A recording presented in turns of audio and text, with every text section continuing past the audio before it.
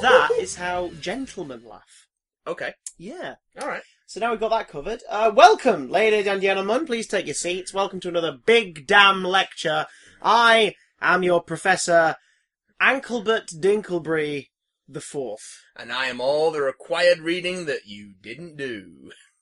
Will you sit on their chests like the night before? You know, like they say, like when people say, like, "Oh, there's a demon sat on my chest" and everything. Like, no, can you be that the night before everyone's... It's just a required reading list you didn't read before class. Just whisper into their ear as they're trying to get to sleep. You should have peeked into me. I'm 900 pages. Bitch. Hey! Welcome to the Big Damn Crank. I'm some git, and this is my mate, some cunt. We've got some shit to talk about. I thought we were going to do that whole bit again. I was like, no, we've already done that bit, Chris. That's true. This is an early recording, so that big news story that you thought we were going to cover, but we're not covering, well, screw you, we're recording earlier in the week. But we are going to talk a little bit about Ashes! Predictions for next week's news story. Oh, okay. Avengers Force titled Avengers Forever.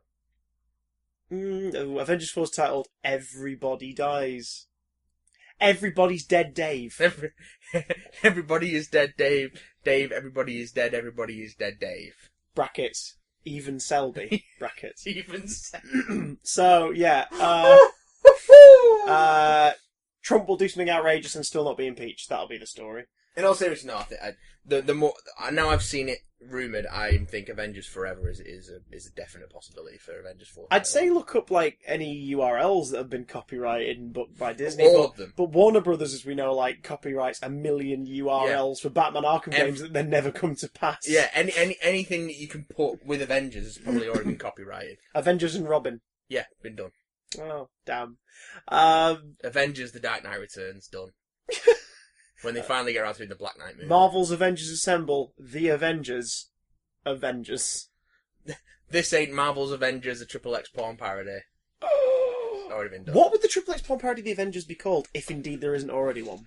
There's definitely at least one. Pegvengers? Do I need to go on Pornhub and look it up right now? No, you don't. No. Because I'm gonna.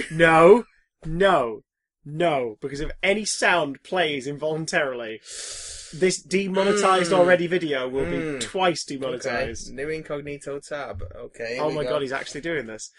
So, this week, what we're going to do, I'll lay out the plan for this week before Matt fills your ears with smut. We're going to talk a little bit about Celene Dion's new song, Ashes. Listen, why? It's on silent, it's fine. Because it's a giant Deadpool 2 promotional campaign move, and it was kind of wonderful, so we'll talk about that. And also, we might get around to your emails, but it depends if we feel asked. We're drinking, we don't really care. And also, as Infinity War has been out for a couple of weeks, what, you've not heard of it? Adapting a few significant chunks of 2 Marvel storylines and then some. We thought we'd set ourselves a weird little challenge to see how many comic book movies we can guess, before going through the official list, that have been significant adaptations of other works. So not like bits and pieces. It can't be like, the 1989 Batman movie is an adaptation of Year One because it features the origin of Batman. No, that's not what we mean. It's got to be significant chunky monkey stuff. For example, like the Ed Brubaker Winter Soldier arc is definitely a heavy influence on Captain America the Winter Soldier, so that would be considered a part adaptation. And aside from that, our usual pimps and waffles. I can't find a Avengers porn parody with a fun title. Oh, but you can find Avengers porn parodies. Plenty of those! But none of them have fun titles. Oh, God. That was a wasted trip to Pornhub. That's alright. Is there such a thing? Yes, there can be. We have established that, yes, there is. But speaking of stuff that makes us hard... Yes! Deadpool. Depending on what your reaction is, it makes you either rock hard or cringe hard. I vary. You exist between Deadpool, I exist in a hard limbo. You enjoyed the first movie, though, right? I did enjoy the first film. But I always worry when there's new marketing stuff out, because I'm just like, is this on the wrong side of obnoxious for me? And so far, it's not been. I fucking edging it, though. I think you like edging, though. I love edging. I think Silent Tab. I think that Deadpool 1 will never push itself too far for you personally. Jeez, how did you fit that in there? Just because oh god, close it down. I have. Just because, yeah. Just because doesn't mean you're not using another browser. Just because I've got it on my Google Glass. Just because you've got those.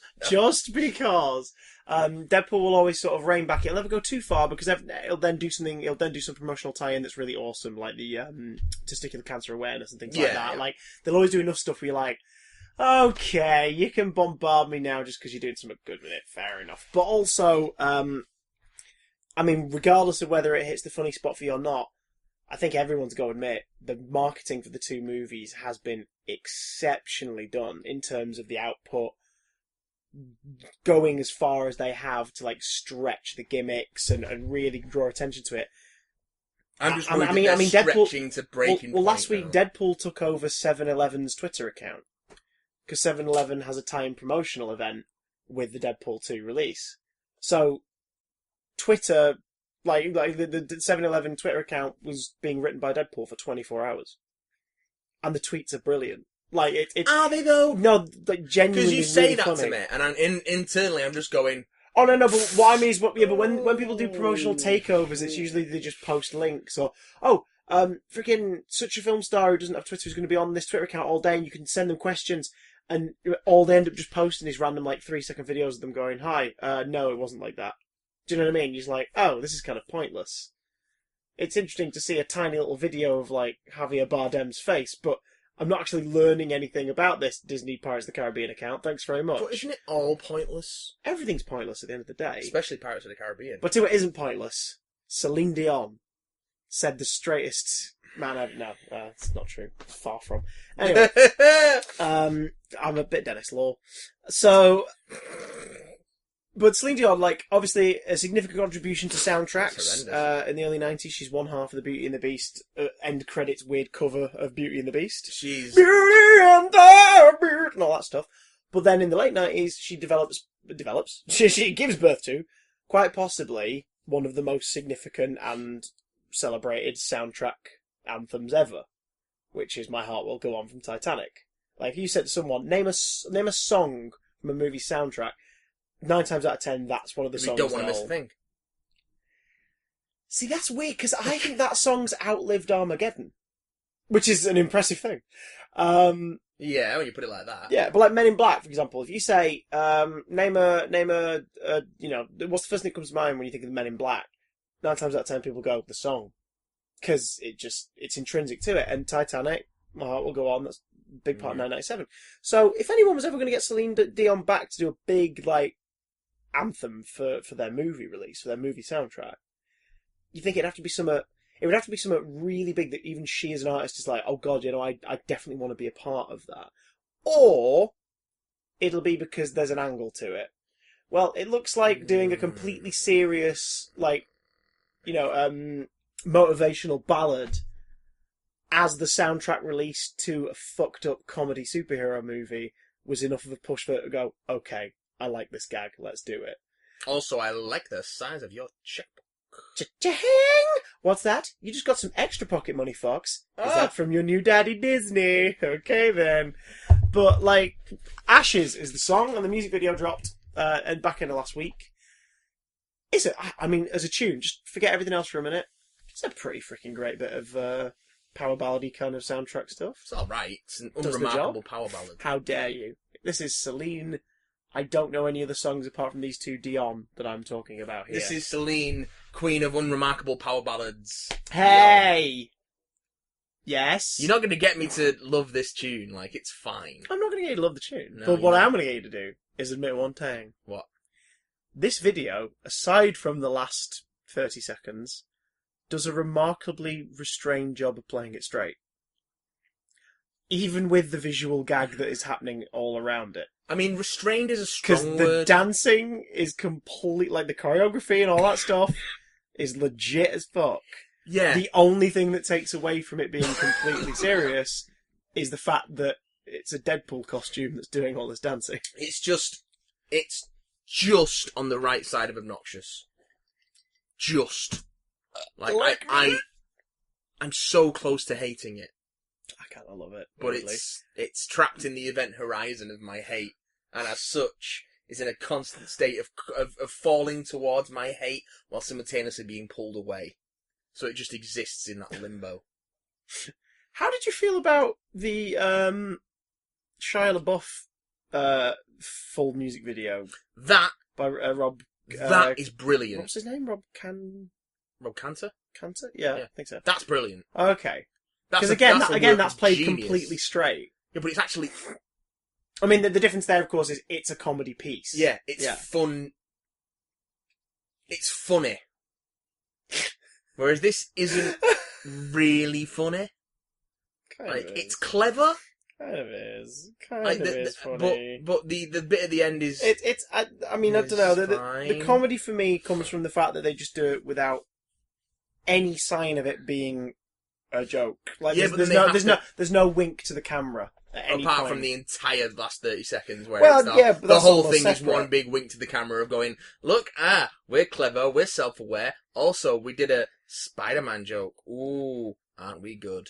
Well, I've got to admit, out of the two of us, I think I'm more the Deadpool guy in terms of like reading him and being absolutely, yeah. I appreciate that a lot, just because the Spider-Man comparison is a thing that comes up a lot in Deadpool comics because of the similar-ish eyes and everything. Like, so for me, I really dug that just because it was weird that they finally made a Spider-Man reference to Deadpool, and it wasn't just anyone in the film or anything like that. It was Celine Dion in a music video insults him by calling him Spider-Man, which is weird. But I don't know. I think it's more. I think I'm biased just because I enjoy that character. I think this is the most Deadpool thing that they could have done in terms of like if they're ever gonna have a tie-in song, it's either release an obnoxious rap, which I'm so glad they didn't do, or release a big power ballad and pretend it's serious. It's definitely the most Deadpool thing they've ever done, and that it's verging on the irritating.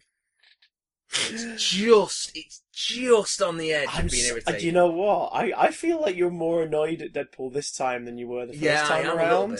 I am so intrigued to find out what our reaction to the film is going to be like. I hope it's good. Yeah, me too. I just have a feeling that this time the film's invaded your personal space just a little bit too much before you've seen it. It's just a bit... Get out of my personal space! I don't know. My personal space. I've always been wary. I was wary of the first one, and it wasn't until I actually sat down in the cinema and watched the movie that I was like, okay, yeah, I'm on board.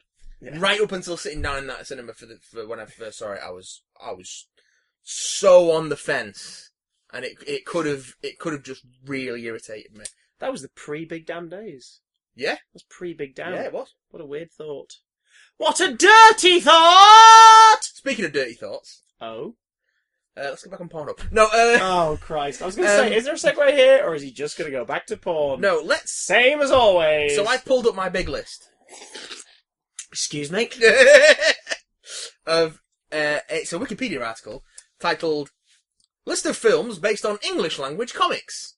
Aye, good, because if we did The Guardians from Russia, I'd be confused. Yeah, exactly. Is that based on a comic? No, but it's also not a cheap cash-in on Guardians of the Galaxy. It just happens to be called Guardians. I think it might be based on a comic. There is a bear dude in it, and it's there's on a dude Amazon who Prime, turns so into I a might get freaking around to bear. So basically, we both, in the run-up to Infinity War, I think with me it was just before, and I think with you it was just after watching it, the first go, wasn't it? We both revisited Infinity Gauntlet. The Marvel's crossover event series from the early 90s, featuring Thanos trying to impress Death with the Infinity Gauntlet. Let me tell you, all that good shit. A lot of the tie-in issues that aren't the main series, fucking impossible to get hold of. Oh, I thought you said they were gash. And also, if you do jump through the hoops to get hold of them, legitimately or otherwise, not worth it. So they are gash. The Hulk stuff is pretty good. Is it peak 80s, 90s Hulk? But that's also pretty easy to get legitimately. Like, it's in the Peter David Visionaries Volume 7. And the Silver Surfer stuff is mixed. But again, it's actually really easily available. It's in the Epic collections. There's a Rebirth of Thanos trade that is like the lead up to the Infinity Gauntlet stuff, including the 2-issue Thanos Quest Prestige miniseries, which is him fighting all the Elders of the Universe for all the Infinity Gems. And I didn't know who all the Elders of the Universe were before now. And let me tell you, they've already got the best ones in the films. You don't want to see any more of those guys turn up because it ain't gonna be good. There's about 400 of the fuckers. Can you imagine? Like There'll be 12, 6. and they're just really annoying. Oh, the 6 who keep the stones themselves. Yeah, this champion, who's the dude with long hair who fights. There's the gardener. I recognise the grandmaster, the collector. Yeah. The runner, who's literally just a dude who runs around in space. Why? And someone else whose name I cannot recall. Captain Bollock. Probably. Big tits Wendy. The in-betweener. Oh. Yeah. Fascinating, isn't it?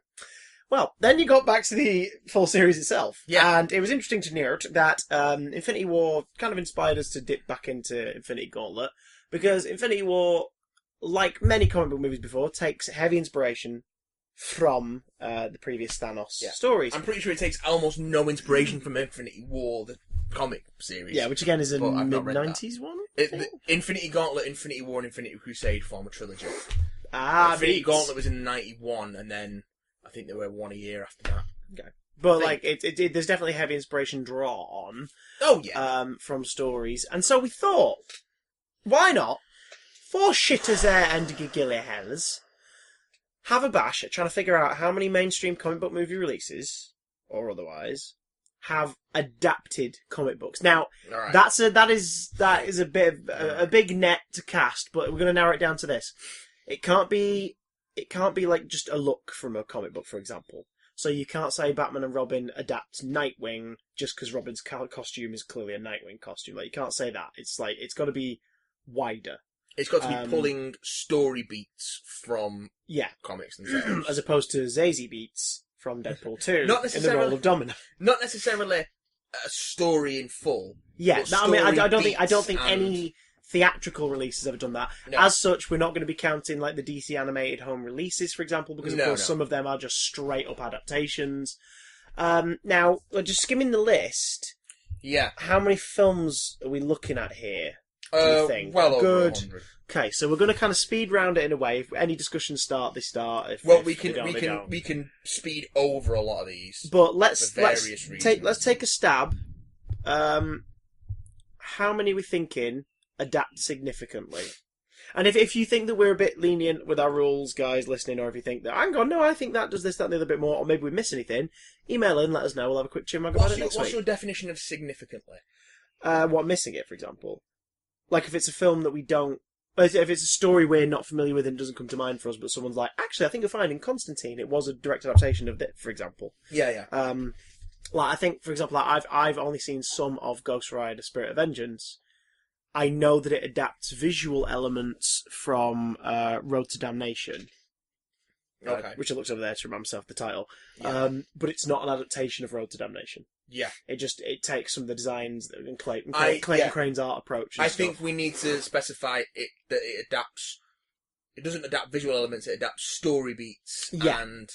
So, for example, concepts, Infinity War would qualify because large chunks of the plot draw from that trilogy, specifically Infinity Gauntlet, and chunks of the characters and their roles come from the storyline Infinity.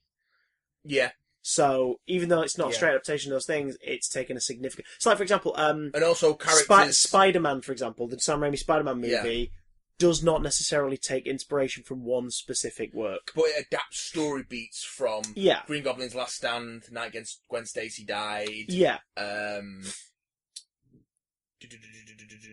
Spider-Man 2 uses Spider-Man No More as a now that for example would be one, because that is a subplot in the film. Yeah, exactly.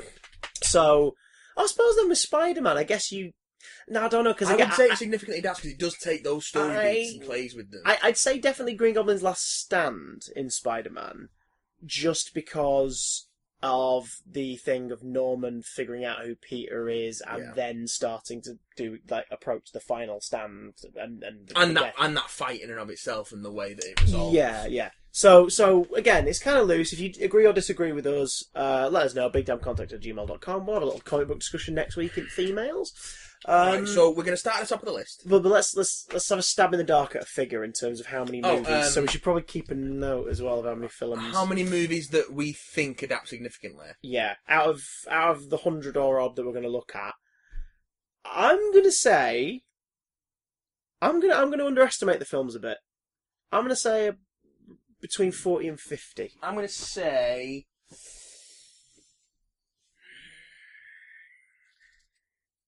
It ain't so. I will not go. There's probably... Turn the lights off. Carry me home. I'm going to say there's probably around 30 films on this list. Yeah. That significantly adapt. Okay, so you're going even lower. Yeah. Okay. That significantly adapt, like, direct story arcs. Okay. But of course, that's ones that we can judge. Because obviously there's films on this list where I've seen the film and haven't read the book. Or vice versa. There are films on this list that we're familiar with, even if we haven't seen the film, so we can probably draw some information from it. But ultimately, it's all just in the spirit of fun and nerdy shit, because I don't know if you've noticed, but if you listen to this, you're probably as sad as we are, so... Right. First What's our first movie, you handsome git? Two Guns from 2013. No idea. No idea. Skip it. 30 Days of Night from 2007. Right, now that... Have you read 30 Days of Night? I've not read 30 Days of Night. That's a tough one, because having not seen it, I don't know if it straight up adapts it or not. No. It definitely adapts the visual style. Yeah. But we're not doing that. We're talking about story beats. And I'm not... I would hazard a guess that it does, but without reading the book, I couldn't say for sure. Yeah. It is a good movie, though. I enjoy it. I think, did we watch that together? I mean, I think it was one of those, I think it was one of the Clifton movie nights. Possibly. Yeah. Actually, I think it was the same night as Clerks 2, because it was like... Yeah, because you brought Clerks 2, and an old twat brought 30 Days a Night, and screened that immediately after Clerks 2, and I was like, this doesn't work. No, like, this doesn't work. We've all just had a laugh. This is doesn't not work. pairing. Yeah. So yeah. But yeah, Danny Houston's scary in it, so that's the thing. Yeah. Yeah, I can't really... No, 30 Days of Night, it's a good movie, but I have no idea if it does. The same goes to 30 Days of Night, Dark Days, which is the 2010 direct-to-video sequel, which I've not seen. Well, we're not going to count that then. It's direct-to-video. Yeah. Fuck it up its bum. Right up its bum. 300. But make sure it knows and ask its consent. I've not seen 300. I've seen 300. No, I have seen 300. I've not read 300. That's what I meant to say. I've not read 300, but I do know Frank Miller's close involvement, and I've seen the visuals paired up a lot. Like, in terms of what I've seen from the book. And obviously it's the same plot. And it's Zack Snyder, who we know from Watchmen. He slavishly adapts Yeah, them. I'd say 300 I'd say 300 draws very... And also, again, the difference here being 300 isn't a comic book adaptation like most of the others. Yeah. 300 is adapting specifically one book. Yeah. Because it wasn't a series, was it? It was a graphic novel. Yeah, it was a graphic novel. So that would, that's, I mean, that and goes. it's a weird format graphic novel. It's like a landscape widescreen format. Freaking Frank Miller. Just basically isn't it's basically Thingy Terror or whatever it's called. Holy Terror. Holy Terror's like that too. It's basically a storyboard. Frank Miller, man. Yeah. Yeah, 300 definitely draws enough for it to be like, yeah, this is adaptation is the key word. So we're going to put 300 down. 300 Rise of an Empire I have not seen, and I haven't read any of the other 300 stuff that he's doing. He's doing a Xerxes series at the moment. But also, Eva Green, so you should probably watch it. Yes. Accident Man, 2018 direct-to-video. No idea. No clue. Not a clue. Agent Carter, which is a short film. Should we not count I'd not count the shorts, yeah. So we're only counting full-length, feature-length. Yeah, theatrical. Theatrical releases, not any direct-to-video stuff? No direct-to-videos, no. Are you sure? Yeah, just because I think they're too much of a smaller breed, really. Like, okay, for every Swamp Thing, you've got like. Okay, well that will cut down this list. Oh my god, there was a Man Thing as well, wasn't there? There was a Man Thing with Christian Slater, I want to say. That was in like the 2000s, wasn't it? Yeah, the 2000s. It was like early Marvel Studios before it was properly Marvel Studios. You know, like where Punisher Warzone and Ghost Rider Spirit of Vengeance was. Yeah, Blade Runner the show. Blade Runner. Blade the TV series, show was yeah. a Marvel Studios one as well. Yeah, yeah but I've not seen it. Yeah, meats! Right, so we'll disregard direct-to-video stuff. Kick it in its Jackson. Okay, so that'll get us through this list quicker. It's a phrase and we'll disregard short films, which brings us to Alien vs Predator. Now, I have not read as much Alien vs Predator and Dark Horse stuff as yourself. I have. Would you say that draws heavily from anything? Not that I've read. Because I know that they have the temples are a part of the stories, but I don't know if it's anything to do with temples for sport or for not aliens. That I've read. Okay. It takes literally nothing. No, I tell a lie. Oh? It takes one plot point from the original 12-issue limited Dark Horse Is that series. the scarring? And that's the Predator using an alien finger to scar the female protagonist as a mark of respect. That's a point. It's not a point. It's too small. But okay, so there was some. That's the only thing it adapts. There's some adaptation at play, but not a story. Because the comic is set on a colony roughly in the post-Aliens timeline. Yeah. It's set on like a company-owned farming colony, which just happens to be one of the hunting grounds that the Predators seed with xenomorphs to hunt. And then the colonists get caught in the middle. I mean, that's kind of the plot of AVP as well. Well, no, it is and it isn't. well, it is in the sense that like it's about they create aliens to specifically for their like sort of coming of age ritual. Too broad a plot point. But in Alien vs Predator, it's an ancient temple that's found after being dormant for ages. Because aren't the Predators like in stasis in the ship or whatever, and then the humans finding the temple like reawakens them? It's like now it's time. Yeah, and it's like now it's a time to do our ritual. No, I don't think so.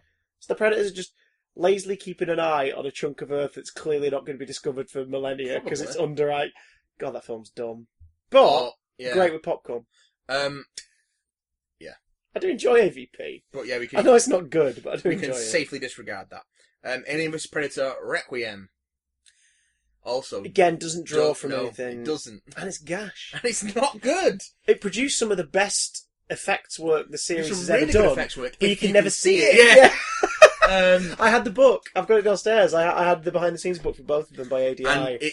And the book is the best thing that come out of it. Also, that Pred Alien figure's quite nice, the one on that shelf. But... There's some decently gnarly deaths in it as well. Oh god, the pregnancy stuff. Oh, that's a bit egregious. I didn't like that. Yeah, but at the same time, it's the only death in it where you go like, oh yeah, this is a horror film. Yeah. Okay. I like the way they sort of swerve the love interest subplot by just getting a spike to a wall with a glaive out of nowhere, which is great. I went to see that for my 17th birthday in 2018. 2008. And I went with most of Group 1 from PA that year, from Fine Arts. We all went just after college. We went to the AMC, as it was then, and as it is still now, from one side of the building. Yeah. And, my friends Rogan and Mike, the whole time were like, I'll be honest, mate, this film is terrible, but we're watching it because she's fit. I was like, okay. As soon as that spear hits when she goes in the wall, they both, without skipping a beat, without conferring the joke, they both just stood up and pretended to walk out the cinema. It was like, that's my favourite memory of Alien vs Predator Requiem. Nothing to do with the movie. The boner killing moment was the bit that became the best part of the night. I also quite like the jock assholes dude getting a hole melted through his face. Yes, by the that is convenient fun. Storm. That's quite good. The rest of it is terrible. Gosh! And we've also got that PSP tie-in game that I need to do something with at some point.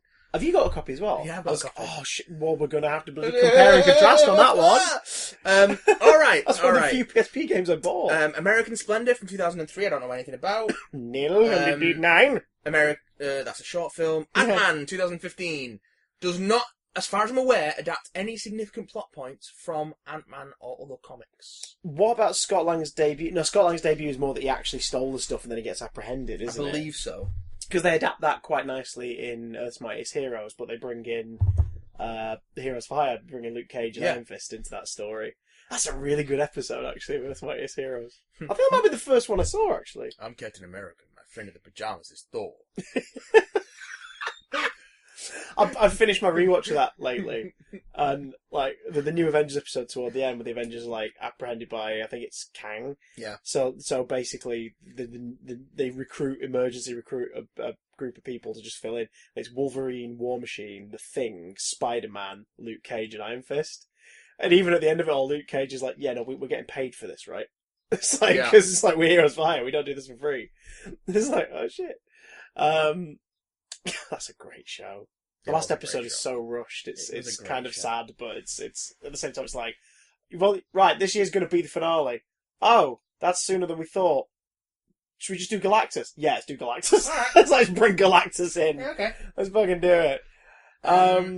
That's great. Yeah, so, no, I wouldn't say Ant-Man adapts any specific story. I mean, it also takes a lot of liberties like the MCU does at times. Like, Aaron Cross is a character from the comics, but he's not Yellow Jacket.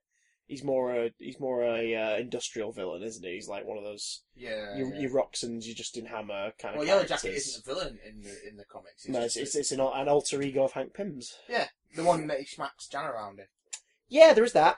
I mean, even in Earth's Mightiest Heroes, they make it so the Yellow Jacket is just a dickhead alter ego he has for a while. Yeah. In fact, to the end of the series, because they were going to do more with him in Series 3, and that never happened. So. No, we got the... Hank's great in Earth's Mightiest Heroes. They do so much great. with it. And then when he disappears, you actually start to miss him. You're like, he's not in it anymore. This sucks. But maybe now Janet can finally make a move on Captain America. Yeah. And she doesn't. It's like, Ultimate style. Or not. Slutty Asian wasp. Anyway. No. So yeah, Ant-Man. That's for making me feel small. Forget the bloody pregnancy, birthing AVP Requiem. Hulk kill Freddie Prinze Jr. Do you know anything about Art School Confidential from 2006? No. Skip that one then.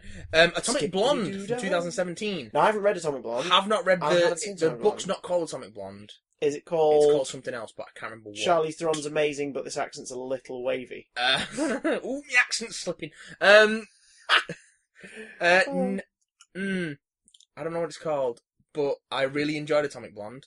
Yeah, you did. But I couldn't speak as to the veracity of the adaptation. So I'm going to skip that one. Goodbye, Please feel free to write in and correct us if we are wrong. The Avengers. This is the 2012 Marvel's Avengers Assemble in the UK. I'm going to say yes. Because... And why is that? Earth's Mightiest Heroes unite against a common threat. That common threat... Yeah. Vague. But it includes Iron Man, the Hulk and Thor, so 3 of the original players of the 5. Still vague. Against Loki. Also, Captain America's not an original Avenger. No, that's true. Issue 4. I know. But that's 5, isn't it? Issue 4 or 5. One of the early ones. I think it's 4. But, who is it they unite against? Loki. I think that is enough of issue 1 to be an adaptation of the first storyline in terms of taking enough inspiration from it. Very vague, though. Loki's the villain. He shows up halfway through that issue is when Thor rocks in to be like, hang on, this is my brother, I'll deal with this. This is Asgardian matters. No. Which happens in the movie. Doesn't happen in the book. Does it happen in the book? Oh, am I thinking of season 1's I'm thinking of season 1's retelling. Thor's already a hero on Earth. Yeah, he is. And it's the Teen Brigade who send out their radio messages to the Fantastic Four, but then Loki redirects it to Iron Man and Ant-Man and Thor. Because he's an idiot. Because he's an idiot. He's a fucking idiot. And then they spend most of that first issue fighting the Hulk. They did. Which happens in the middle of this movie. The Hulk goes rogue and the Avengers have to deal with him. I think there's enough from that first issue in the movie structure for it to be like, okay, I'm not saying the movie's an adaptation of Avengers issue 1. What I'm saying is Avengers issue 1 heavily influences the story structure of the first movie. I guess. And I think you could make an argument that Ultimates... Yeah. Ultimates 2, yeah. Not Ultimates 2. Ultimates, yeah. Again, because the Hulk is... Well, in the Ultimates, the first storyline is over 2 arcs. Yeah. The Hulk is the villain at the end of arc 1 that they all have to rein in. Yeah. And the Chitauri. And then the Chitauri, who debut in the Ultimate Universe, and then get reworked and added to the Marvel 616 universe after the Avengers film comes out. Yeah. The Chitauri in Ultimate Universe were going to be Skrull stand-ins. Yeah. They were semi-shape-shifting. Yeah, the versions of the Skrull. They'd been, surgically altered to pass as humans. They look a bit like the Brood in some shots as well, like the long faces and everything. Yeah. I would say... because I think that's 2 comic books. Yeah. Albeit one influenced by the other, but that's 2... also, I don't think we have to say that they adapt from a single source. Oh, no. Multiple source. So, yeah, I'll go with Avengers. Dun, dun, dun, dun! Meat. I'll give you that one, Christopher. What about the Avengers? Hey! Consent is an important thing, and, Avengers... make sure you have it. Age of Ultron. No. Nope. It does not adapt from the comic book that just shares its It definitely doesn't adapt to Age of in any Ultron, way, shape, but or it also form. doesn't really adapt the initial Ultron. Ultron's story was very slow. Yeah. Like, to get to the Ultron 5, isn't it? Like, to get to the Ultron we know as Ultron, there were several iterations leading up to that. And also it was Vision's inclusion happens later. If I remember correctly, Vision was created outright by Ultron to stop the Avengers. Yeah. Scarlet Witch and Quicksilver's introduction to the Avengers isn't like that at all. Nope. I mean, again, there's definitely visuals and inspirations in there, absolutely. Yeah, but they're they're very vague and generalised. Yeah. So, no, Age of Ultron's a no. Does not adapt. Avengers Infinity War. Yeah, that's got to be. I mean, Infinity. It pulls from Infinity Gauntlet. It pulls from Infinity. It's got Outrider attacks on an isolated city, which in Infinity is the Inhumans Atlan. In this, it's Wakanda. You've got the Finger Snap. You've got the Hulk playing the role of the Silver Surfer as someone who comes to Earth by crashing into the Sanctum Sanctorum. Through the Sanctum Sanctorum and Strange warns Doctor Strange of the danger. We have the disappearing. That is straight up from issue 1. Disappearing. Yeah, we've got the Thanos family drama element in there as well. Obviously, in the comics, it's what's his name? Star Fox, Eros, and Nebula, and Gamora later on in the stories. She's not really in. Not in that one, but she pops up later. She's a part later on, but and in this, obviously, it takes the form more of Gamora and a bit of Nebula. But again, it's that whole Thanos' family dynamic playing into his role in the story. There's some direct visual nods like Cap and Thanos and stuff. Is the idea of universal balance, or they haven't got the middle? Because in the comics, Thanos is resurrected by death to right the universal balance. Yeah, but then he gets carried away by his infatuation with death. Yeah. She does not want the D. No. He wants the P. And by P, I mean pelvis. The pelvis of death. He would like to play... But that's okay. Let's just make a female version of him. Taraxia. Fucking gross. I know, right? Because it's obviously not meant to be like, it's just me as a chick. But it's like, no, that design is just you as a chick. That is you as a chick, yeah. That's just weird. I think Age of Infinity War definitely comes under it. It pulls enough ideas and plot beats from other... from other things to account, I think. Boom, what's next? Let's do a flyby for the ones we didn't need. Okay, Bad Kids. There's 2 Bad Kids movies, one in 2012, one in 2017. Don't know anything about those. Goodbye, team. Barbed Wire. Don't know anything about that. I don't know enough Never about seen Wire, it, never read it. Batman. 1989? All of them. So, Batman the movie from 66? No, really. It's an adaptation of the TV show, not a storyline. Batman 89? I don't think it does. It doesn't, because, you could say The Killing Joke, because it definitely was the book that Tim Burton leaned on the most. No. But big difference there is, it is a very different character. It doesn't take any plot points from... Well, exactly, really. It's more just the night that leads to the Ace Chemicals thing. That's the only comparison. Yeah. So it's not, it's not a direct storyline. It takes that from the case of the chemical, whatever it is. Which is the first Batman story in Detective 27. Yeah. It takes that opening moment from it, but so much of it's changed, I think. Yeah. It's an amalgamation of ideas rather than an adaptation. Yeah. Batman Returns. Again, no, doesn't take anything directly. I wouldn't have thought so. Batman Forever? Nope. Now, Batman and Robin. I'm going to say no, but it's close, because it was heavily inspired in the pre-production stage by the animated series episode Heart of Ice. But that's A cartoon, and B, Heart of Ice then influenced the comics to change their version of Freeze's origin as well. Yeah. So the comic came after the film. That's weird, isn't it? Batman and Robin did that poignant origin for Freeze before the comics did, but only because the animated series did it first and better. So no. Batman Begins. It didn't originally start life as a year 1 adaptation. I'm going to say yes, because there's enough of year 1 in there. Yeah, I think so. And in terms of just like the story of his training, they are like one they are like one edit away from including the scene of like, you have eaten well. You have, like, do you know what I mean? That's the only thing that would make you go, yeah, this is just year one. Obviously, no like Catwoman angle and things like that, but it's a Jim Gordon film as much as it's a Batman film. It has the Joker tease ending. Yeah, so absolutely, Batman Begins definitely from Batman Year One, in particular. It draws its inspiration. Absolutely. The Dark Knight. I'm gonna say no. Now, no. Influences, yes. It's influenced by the Long Halloween. Long Halloween, absolutely, but it's not enough. It doesn't take any of the plot, really. Yeah, I mean, Two-Face is kind of it, really, in terms of, like, that happens in that story. But the way that they do that descent is so different. Yeah. And they don't really hint at the underlying mental illness that's there before. Yeah. They don't really go into that. So. It's more, because they get around that by loosely adapting the Joker's One Bad Day philosophy from The Killing Joke. Yeah. The only real Long Halloween thing that sticks in the movie is more just that slow progression of a thing that's going on over the course of weeks, as opposed to obviously like a year. Batman. Oh balls! No, The Dark Knight Rises. The Dark Knight Rises. I'm going to say yes. It takes lots of elements from Nightfall.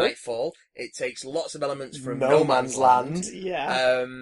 And also Bane.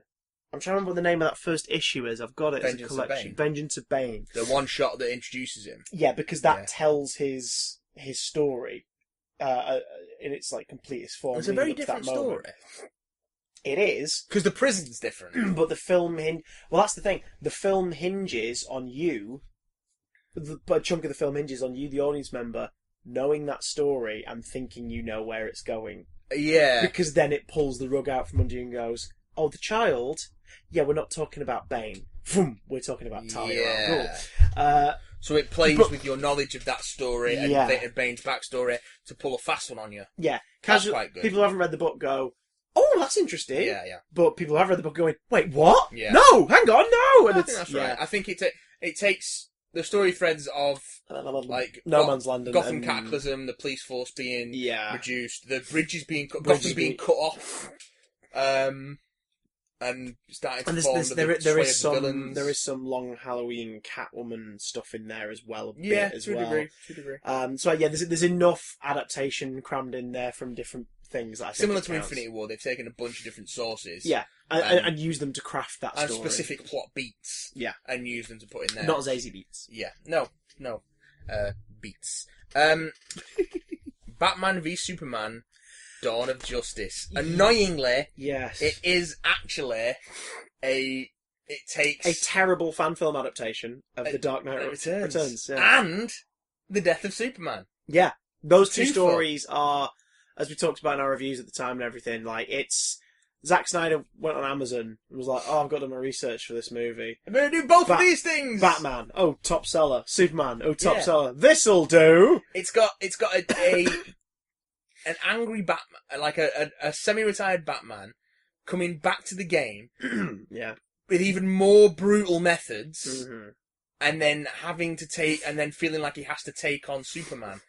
For very different reasons. Yeah. It's got Superman being almost wiped out by a nuclear weapon, reinvigorated by the sun. Yeah. In Dark Knight Returns. Yeah. It's got him. It's got Doomsday from Death of Superman, and him being buried in pot and like possibly resurrected. Yeah. It's none of it's adapted well. No, it's adapted very poorly. But it's in there. But they are pulling plot points pretty much verbatim. God damn. Yeah. So what's next on that handsome list? Next on that list, Big Hero 6. It's absolutely nothing. I mean, it's an adaptation in as much as it's an adaptation of an obscure Marvel series, but it changes so much. Yeah, those characters are very different, and like for the fact that it's like in a fictional San Francisco as opposed to being in Japan and it being like a government-sanctioned constructed team. It's not. It's a great movie, but it's not a direct adaptation. What I've seen of the series, I think I read a sort of like short. Remember they did Marvel Adventures, The Spider-Man only- Adventures, where it was like a reintroduction to everything told again from the beginning for a younger reader. Ben. Yeah, and they had those gorgeous. I can't remember who it was, but those gorgeous illustrations. Like the illustrations were beautiful for the Spider-Man one. Sometimes that'd be backed up in the UK as a small print book, and in the back there'd be like a short compendium of stuff. Yeah. And I remember one of them was like they were trying to introduce the younger characters to test for new readers. And I remember Big Hero 6 was one of the stories they like readapted into a little short. Another was like Runaways and stuff like that. They were just sort of testing, testing the waters for younger readers. So I remember Big Hero 6 being fun, but. I will take big squishy marshmallow Baymax over big scary lizard one. The only Big Hero 6 that I've read is their segment in the Spider-Man Ends of the Earth one shot. Oh, are they in there? Yeah. Oh snap! I have to revisit that. Oh yeah. Oh snap! I forgot about that. The one shot that shows like all the different heroes all over the world, like trying to take down towers. Octahedral. That should be in my hardcover. Yeah, it's in the hardcover. Yeah, I'll have a look at that. But yeah, so not adaptation enough. No, Black Panther. I'm gonna say yes because of how much of that late '90s, early 2000s run. See, I've not read a lot of that. It draws, but that's where we get the Dora Milaje. That's where characters like Wakabi and stuff become more significant. In terms of. I mean, again, it's not a book; it's a run, so that might make it a little more vague. Yeah. But it is that run of the book that the movie went. That's what we're gonna do. Do you know what I mean? The Black Panther that's come since then is. I will take your word on that. And also, again, I would argue yes to a degree because the Claw stuff is very specific story arc stuff. That they have then just gone because that was what Claw was like pre-becoming a robotic Sona beast. Thing. Yeah, he was like that kind of arms dealer / he got his arm like Muhaha James Bondian-esque like sort of game hunter meets tech manufacturer. So I Black Panther I think by the skin of its teeth. Yeah, just because again it so closely adapts an era of the book into the film. Meets. Blade and Blade 2 and Blade Trinitoire. Trinity definitely not, because Trinity was trying to do its own thing. I don't think it's trying to do its own thing / create spin-offs. I don't think there's ever been a definitive run on Blade to pull from. That's true. There's only been the concept. It's more elements. Yeah. And even then, I think the film defined what people think of Blade as rather than... Absolutely. Which is why every attempt to bring Blade back as an ongoing comic has failed spectacularly. Because it's like making it part of the Marvel Universe doesn't work in terms of that. Unless you stick him back in his short, big coloured leather jacket, his brown pants, his stupid green specs, and give him a belt covered in snakes. Totes. Do with Blade what you've done with a bunch of other stuff. Go back and just accept the stupidity and adapt the stupidity. Like make it gonzo and weird. You can make it slick and cool as well, but make it gonzo and weird at the same time. 2013's Bounty Killer. Don't know anything about that. 2003's Bulletproof Monk. Not familiar with the book. Seen the film, but don't know the book. Yeah, the film's okay. The film is a mid-2000s action flick with some interesting visuals, so it's fine. 1990s. Captain America. No, go to hell. Not you. Yep. Just that film. All it adapts is the idea of like, he supposedly dies and then is reawoken. 2011's Captain America: The First Avenger.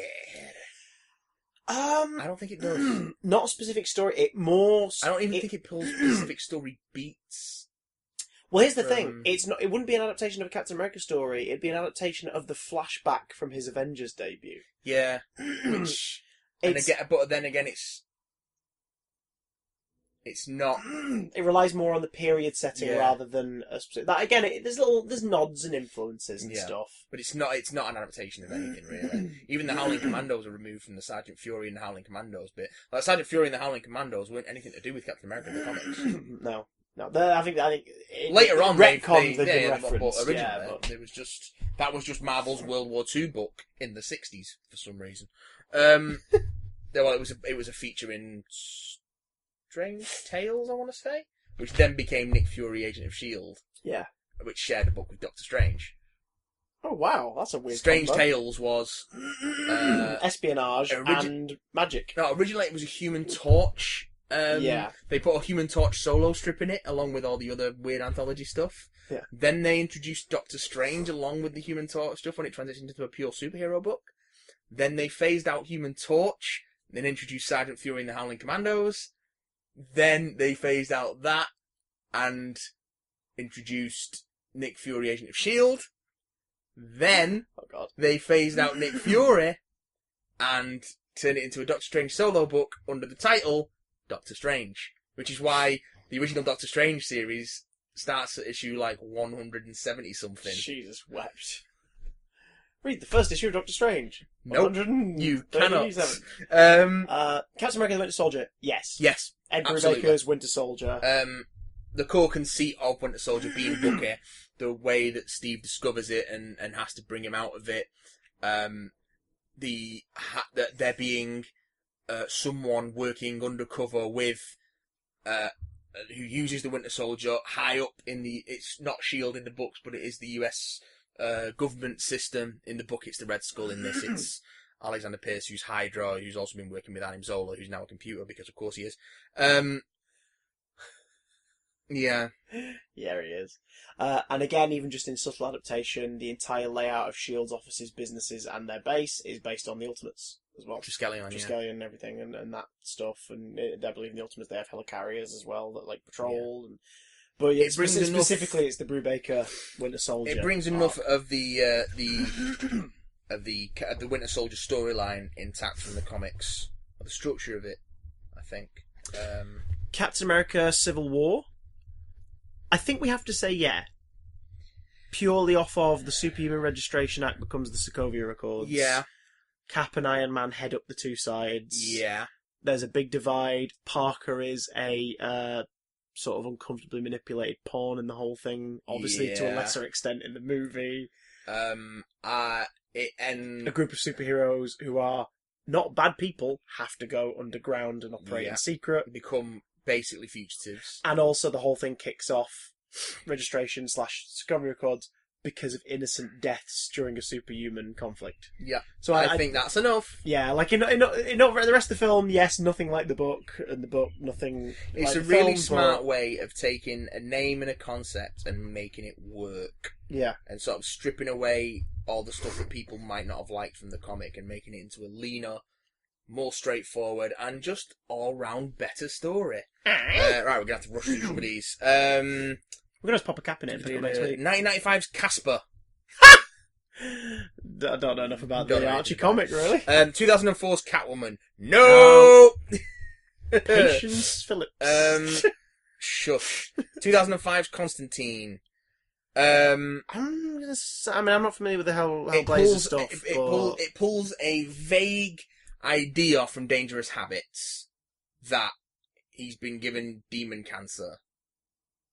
But that's about... They change so much of his background that it doesn't...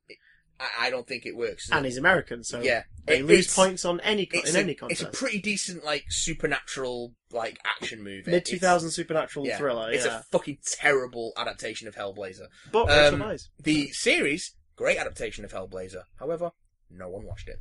Isn't he coming back, though, in Legends now? Yeah, he's coming back in Legends. So there's enough people in that Berlanti team who are like, no, this John Constantine works really well. We're going to do stuff with him that no matter what, they're still bringing him back. Matt Ryan is a great Constantine. He's great. Yeah. But, yeah. With his generic estuary English accent. Yeah, he still says he's from Liverpool.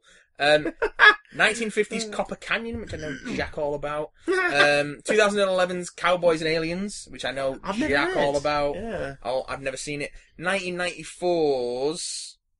Alright. There's 4 of these. They're all theatrical releases, and they came out in 1994, 1996, 2000, and 2005. The Crow. And its sequels, The Crow City of Angels, The Crow Salvation, and The sequels Crow came out in Wicked theatres as Prayer. well? Oh yeah, those 4 did. I think, as from what I know of the book, I think the first film's pretty faithful. I think, yeah, I'm not read the book, but I'm really familiar with that first movie, and as far as I'm aware, it's a pretty faithful adaptation. Again, if we're wrong, let us know next week, but yeah. Of the comic. I have not read any other Crow material. Mm. I have not seen the other Crow movies. And I think that doing a remake with Jason Momoa is a terrible idea, but that's what they want to do. Well, they just want to do it. They just want to do it because he's in comic book movies and has long hair. Yeah, That's the only reason why they want him to be the Crow. 1950s Dakota Lil. Don't know anything about that. 2003's Daredevil. It's actually a fairly it pulls plot elements from the death of Elektra in the comics. That last 25 minutes is pretty much an adaptation of the death of Elektra. Yeah. I think we have to give it to it on that alone. I think we do. Because, I mean, it's even like the shots mirror the panels. Yeah. And Affleck is acting his balls off in that last 25 minutes because you believe how fucking angry and how much vengeance he wants. Even though it's a movie and they've only really met like 3 times, but like you believe it in that thing and you're like, okay, I mean, that's what Matt is like in the book at that point. Yeah. Plus you even get the whole stab through the gut with the material stretching over the edge of the scythe as well. I mean, we're not doing visual stuff here. No, but until the story beats, that's how much they wanted to grab that story's tone, is that they were like, we're just going to adapt that. But how they get there is so rushed as well, and it's just... So it doesn't kind of hold together. But yeah, they're definitely pulling. There's more of it in the director's cut. It's not the hill I want to die on, but I will always say that the director's cut is the better. I think I've seen the director's cut. And I think the director's cut is a solid 3-star movie. Yeah, okay. I can get that. 2016's Deadpool. No, because it doesn't adapt to a specific story. But it does adapt the character really well. But it's not a specific. 2015's Diary of a Teenage Girl. No, jack all about that. 2016's Doctor Strange. I don't think it does. The origin is pretty damn similar to his origin. Like there isn't one source for that. Well, I was going to say, it's more pieced together after the fact. And there's a season 1 book which is that pretty much, but again, like you say, there's not an original version of that. There's not a definitive version that this pulls like from Captain America in modern times, unquote. It's after the fact that becomes a thing, and it pulls. There's bits and bobs from The Oath, isn't there? The only bit from The Oath really is him being injured, directing someone to operate on him. Yeah, so that's more a nod for a scene. Yeah. No, so I don't think it is. I do like that movie though. Yeah, I really enjoyed revisiting that. 2005's Elektra. Nope. As much as I want you to think it is. Oh, but to this day, the only time where the hand felt like a threat. Yes. That's depressing, isn't it? 2005's Fantastic Four. Not particularly. No, I mean, the origin, but it's Well, not even the origin, because it's just like, they're not like doing like a... They've got a space, don't they? But it's a space station. It's not and in the book, it's like it's a clandestine sort of unauthorized thing. Yeah. Oh, and this is completely Green Lantern. Yeah. Rise of the Silver Surfer. Yeah, it kind of does try and adapt quite a bit of the Coming of Galactus stuff. Yeah, it's pretty damn close. And... Like, it loses major points as a film for depicting Galactus as a fucking cloud. Yeah. But it is the Coming of Galactus, and it's done really well in that respect. And turning Surfer against Galactus, and I'm going to have to put that down, aren't I? Oh my god. It's a very poor adaptation. Fantastic Four, Rise of the Silver Surfer. It's a very, very poor adaptation, but it is pulling plot beats from Thingamabob. Alright, 2015's Fantastic Four. No. Oh, did we... Oh, no, hang on, it's by character, never mind. I thought it was a film we skipped, but I know it's going to be further It's down. alphabetical order, so it depends what the title is. Faust, Love of the Damned. Don't know anything about that. Oh no, I do. It was on Best of the Worst recently. Oh, well, there you go. That says a lot. Oh, Matt, we should check that out. Is it a good adaptation? I have no idea, but it looks interesting. From Hell from 2001. I haven't read From Hell. No. Apparently takes massive character liberties with it to the point where it's almost a... I mean, in the book, it's a fucking old... From Hell is the one where... It's about the Jack the Ripper. Yeah, apparently it takes massive liberties. Okay, fair enough. 2000's G-Men from Hell, don't know what that is. 2006's Gargantarama, don't know what that is. No. And 2014's The Ghost of Garganta the Giantess Rises, don't know what that is. Great these title, are listed though. These are listed as theatrical releases. China is an amazing place. 2014's Gemma Bovary, don't know what that is. 2007's Ghost Rider.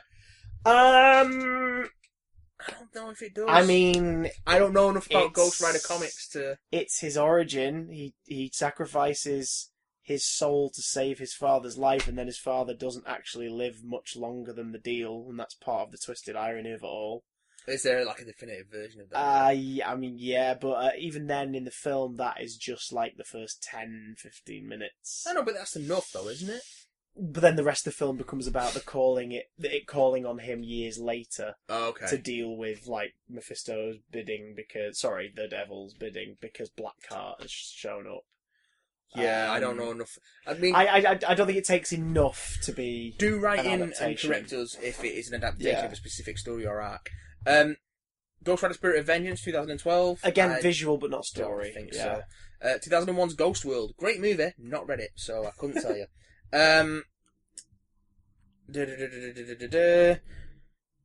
2011's Green Lantern.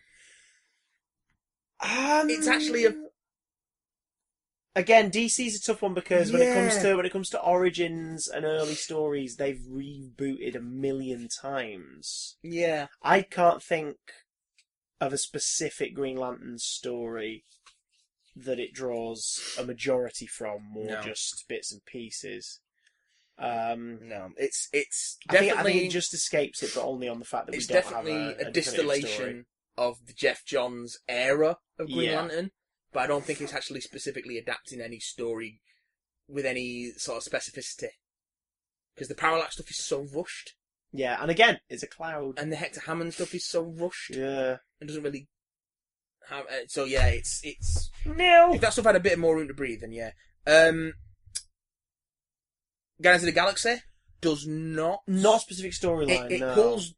It pulls the more recognisable versions of those characters in that team, but it still retools them to fit the new format, and it's not based on a specific plot arc. And the same goes for Volume 2. Yeah, like it's an adaptation in the traditional sense of it uses the source material to tell it a brand new story. Yeah. Same with Guardians of the Galaxy Volume 2. Again, there's not a specific storyline that it takes from. We got 2009's The Gwai, which I know Jack all about. 2004's Hellboy. Not a specific story from what I know. It is actually. Oh, hang on. Yeah, I mean the Rasputin stuff and everything. Yeah, it pulls from Seed of Destruction and Conqueror Worm, I think. Because I've read all the standalone not standalone, but the main Hellboy volumes. Yeah, it definitely pulls a lot of stuff from Seed of Destruction. I think if Daredevil can count because of its final act, then Hellboy definitely. Hellboy pulls a lot of stuff from Seed of Destruction. The Golden Army, not so much. The Golden Army almost entirely original. Much like Blade 2, is a Guillermo del Toro film that happens to be a comic book movie. Golden Army it feels like Hellboy, but it's entirely original. It's also better than the first one. Don't at me. Apparently the 2014 Hercules is based on a comic, but not one that I've read. 2005's History of Violence, I don't know anything about the comic. 1986's Howard the Duck. Nope. No, nothing from the comics, and also it's got Beverly. Yeah, but there's no Dr. Bong. Yeah. Oh Christ, Dr. Bong! Oh instantly God! Loses please MCU. On that point. Please MCU, find a way to bring Dr. Bong into a story. Okay. A bell-headed bloke who's sort of Dr. Fate, kind of. 2003's Hulk. No. Absolutely not. No, because Ang Lee warps the origins so much. Yeah. And to create arguably an interesting take on it. It's an interesting take on it, but it is not a good film. And the Exoid Man stuff towards the end is just a mess. Incredible Hulk. Who plays him again? Nick Nolte. Yeah. Fucking hell. Who's also his dad, but whatever. Yeah. 2008's Incredible Hulk. Doesn't draw from a specific story. Nope. But it's a pretty good Hulk film. As far as Hulk films go. Yeah. Not all four of them. 2018's I Kill Giants. Don't know anything about it. 2014's I Frankenstein. Don't know anything about that.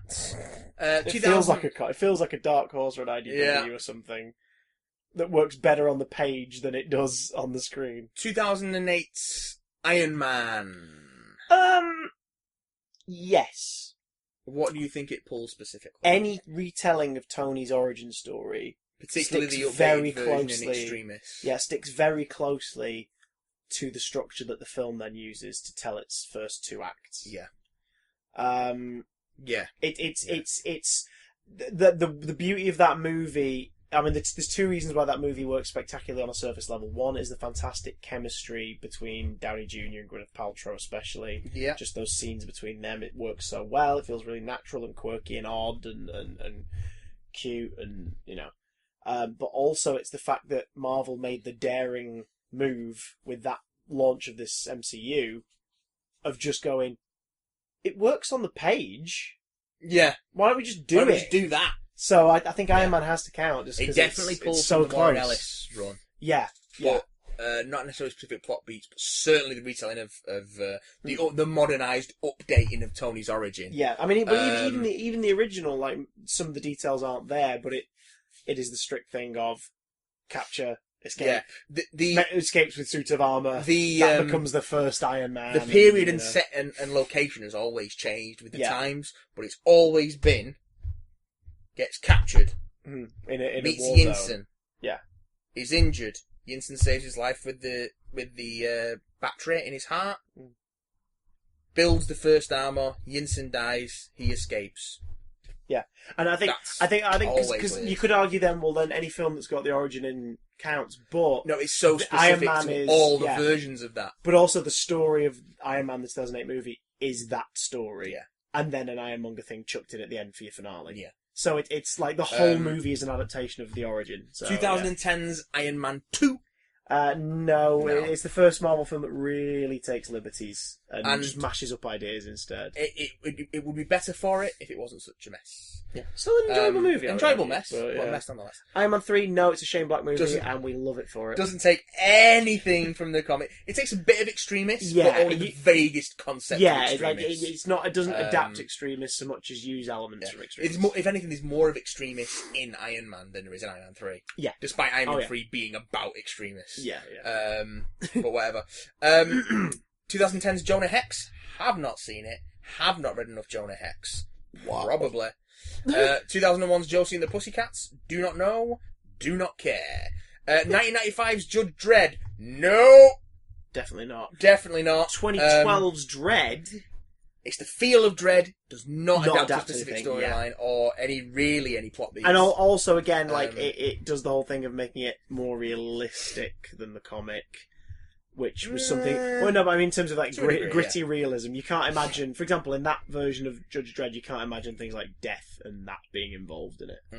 Like it just doesn't feel right. Which is something comic book movies used to do. They held back so as to not be seen as absurd, but it worked well for Dredd. Yeah. Because it was the way they approached the story. But yeah, no direct adaptation. 2017's Justice League. No specific story drawn on. No. Apart from a lot of old bollocks. No, not that I can think of. I mean, even the forming of the team, like I'd say with Avengers, Avengers is closer because it's Loki unites them all to stop him. Even the New 52 in this, it's like Batman, a guilt-ridden Batman tries to convince a bunch of weirdos to become a team. It doesn't even really pull anything from the New 52 origin, which you could argue was custom built for that very purpose. Yeah. Wait, you're not just a guy in that suit, are you? Darkseid being I do involved. like that moment. That's great. What is it, Green Lantern in the series? It's just like, you're not just a guy dressed up as a bat, right? And then Batman takes his ring. That's really good. Like, if they'd just adapted that, it might have worked, but not even the full cast isn't even there, so no, it does not. Kick-Ass from 2010. It's a straight-up adaptation of that first adaptation, book. Yeah, like 300 before They do change some stuff. They take some of the more mean-spirited bits out of it, like they make his girlfriend way more sympathetic. Yeah, they make it so that actually his girlfriend... Big Daddy's package is a jetpack. The secret weapon doesn't turn out to be like it is in the comics, just a bunch of rare books that he's been selling to fund his crusade. And he's actually some weird, demented comic book fan and not an ex-cop. And yeah, you see the ex-cop storyline and everything in the book, but then you find out that, it's kind of bullshit. The movie lines just insane. insane. A lot. Now, I have not seen or Kick-Ass read 2? more than half of Kick-Ass. I've never seen the film, and I've read about 3 issues of the book and was like, yeah, you know what, this isn't for me. Kick-Ass 2, again, is... I'm going to say no overall, just because it takes more liberties to change it. So it starts out very much as an adaptation of that same graphic miniseries, but it changes enough that I wouldn't count Kick-Ass 2. Okay. Namely because it merges a bunch of characters together, the ending is completely different, and the film has a much more jovial tone. Yeah. Than the book. So which is true of the first, actually. Although it does adapt a bit of the Hit Girl miniseries, but not enough for it to. Yeah, I'd say Kick-Ass 2 just misses out on being getting a point. Kingsman and Kingsman: The Golden Circle. Haven't read them, but from what I know, the film again changes the tone of it a lot. So I would say a no on those two. Also, I think it's different villains as well. Also, I don't think The Golden Circle is it's a straight up its own thing. Yeah, they've been making more Kingsman books since. Yeah, like I think it's on its way soon because of the sequel. Oh, you'll like this one. 2003 is The League of Extraordinary Gentlemen. Beside the premise, no, it's not the same at all. It's a poor adaptation, poorly executed. I also didn't enjoy the book. Weirdly, I prefer the film, not because I think it's better. But I prefer watching I prefer watching a bullshit movie over the book, which I just didn't enjoy. It was in my school library. It's full of tits and killing and blood and gouging. And could have been worse. Could have been Lost Girls. True. 2010's The Losers. Have not read it. Have not seen it. But it's one of Chris Evans' many comic book roles. 1994's The Mask. I've not read the original book. I've only read The Mask Return. I'm going to say yes, only because the structure is there. Like, this item and everything. No, actually, do you know what? I'm going to give it a no. I'm going to give it a no. It takes lots of moments in the same way Infinity War does, but it's a very different story. And also, it's about a nice man called Stanley Ipkiss instead of an absolute cunt called Stanley Ipkiss, who dies within, 3 issues. I take it we can also rule out 2005 Son of the Mask. Absolutely. Although Calloway is in it and doing what he does in the books, although he's a little dafter in this. But 1997's Men in Black. Dorian's not in the books, but they do have a moment where the mobsters spit down bullets. Plus its 2002 sequel Men in Black 2 and its 2012 sequel Men in Black 3. I'm going to say no to all, just because what I know of the... it was Marvel, wasn't it? But it was Malibu Comics, which... It was I don't know if Marvel owned at the time, but they later bought. Okay. A bunch of stuff came out of Malibu. Because they're not Marvel... For those who are like, wait, what, Men in Black and Marvel? They're not Marvel Universe, but they're under the same... the company owns it. It was one of the imprints they had in the 90s of, new books. Yeah, it only takes the basic premise of the agency investigating alien stuff and the designs of the aliens being kind of gnarly and creepy. That's sort of it, really. Okay. 2001's Monkey Bone, I know nothing about. Oh, was that the Brendan Fraser one? I think so. Yeah. 2005's El Muerto, which I know nothing about. El Muerto! El Muerto. Abierto. 2017's My Friend Dharma, I know nothing about. 1999's Mystery Men! Not read the book, so I couldn't say. Me neither. Fun movie, though. Yeah, fun movie. Write in and let us know if you've read the book. I want to do Nick Fury Agent of S.H.I.E.L.D., but it's a TV movie, so I can't. Sorry. 2013's... Sorry, Hasselhoff, Zardy Hasselfrau. 2013's Oblivion. Didn't see it. Not read it. 2016's Officer Down. Not seen it. Not read it. 2014's Omphalos. Not seen it. What that is. Not read it. What we're looking at. My face. 1989's The Punisher. No. 2004. Well, hey, he's got the skull on his knife, so that means it's Punisher, right? 2004's The Punisher. I'm going to say yeah. Yeah, it pulls... There's enough Welcome Back Frank in there. It pulls the flatmates from Welcome Back Frank. It has the Russian confrontation. Oh, God, that sequence is great in the film. It's so good. And in the book, but in the film, it's so well adapted. It's got his friends being tortured. And you know what? I'm going to say yes for Warzone as well, because it's got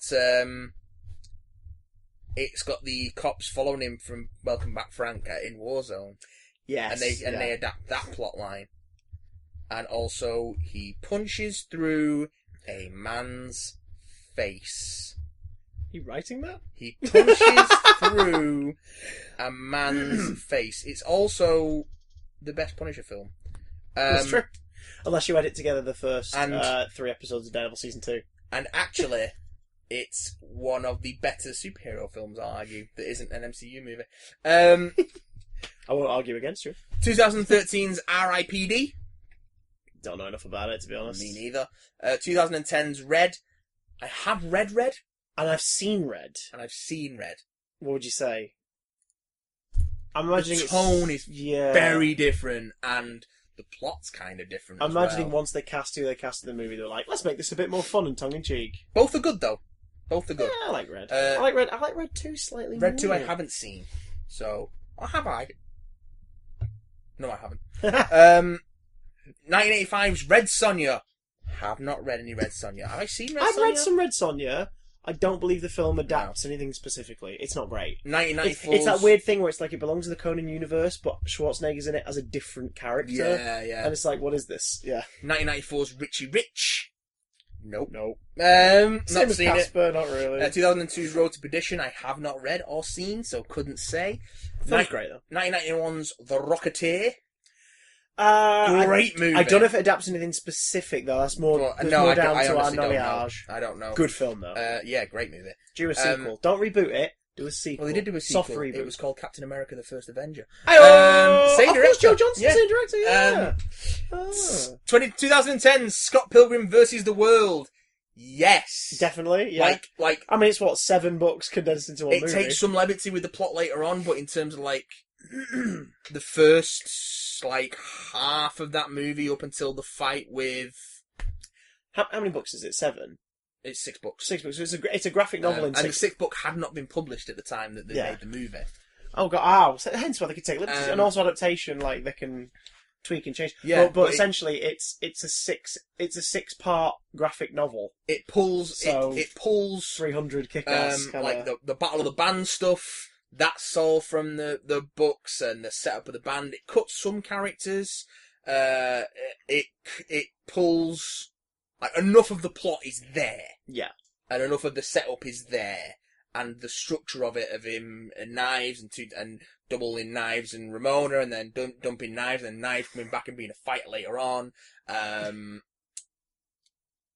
It changes. Chris Evans again. It changes it changes Gideon and the nature of Gideon's power over Ramona, but it's also got.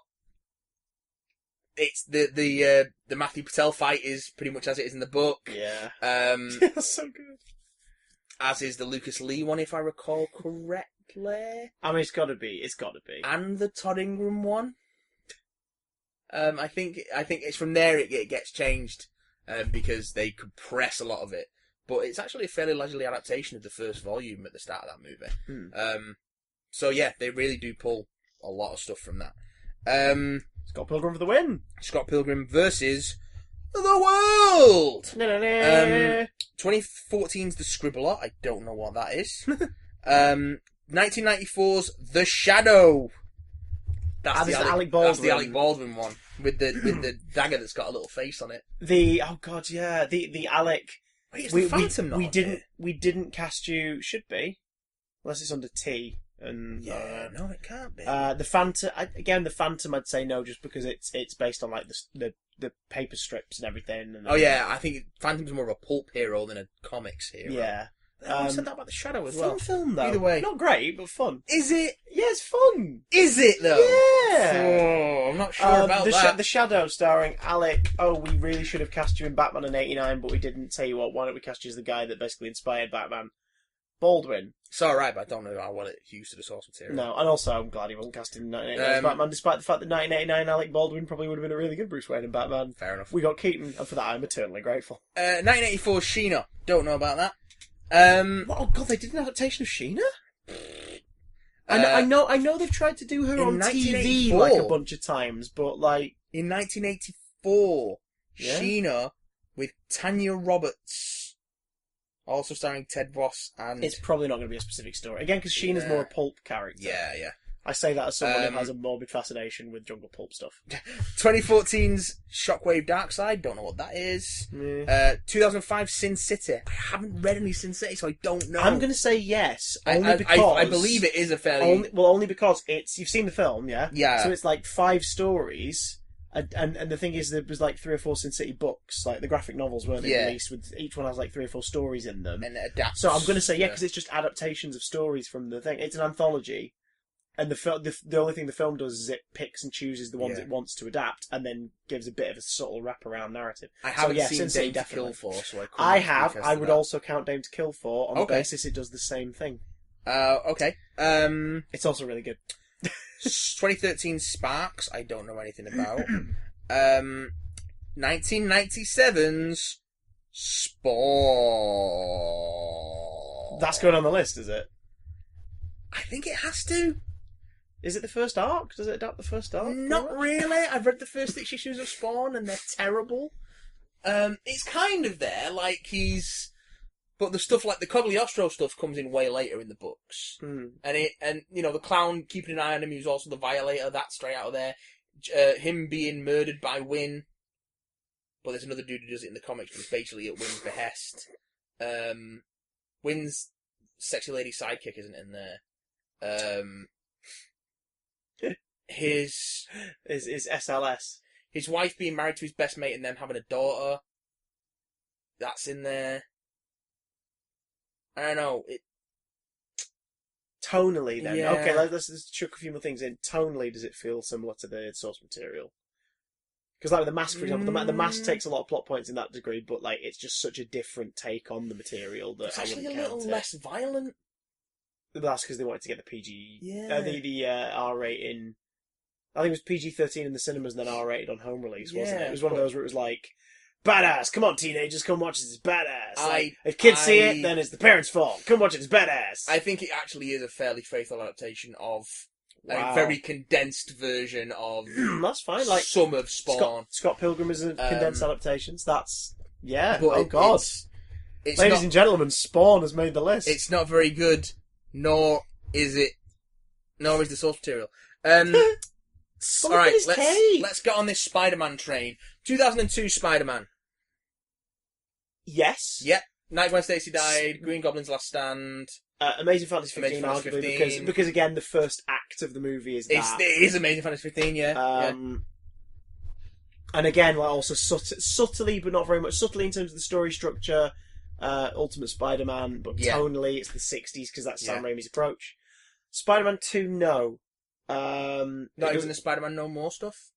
Oh, then again, that is the entire subplot. Yeah, I would have thought so. Do you know what? Spider-Man No More. Well, I think just by the skin of its teeth, solely because it doesn't even get resolved really in the movie, but in the film that's because it's more thematic. Yeah. And it's about like believing in yourself and stuff. So yeah. Also, where they recreate that end panel from the previous issue is gorgeous. Spider-Man 3? No. It's got elements of stuff in it, but none of it works.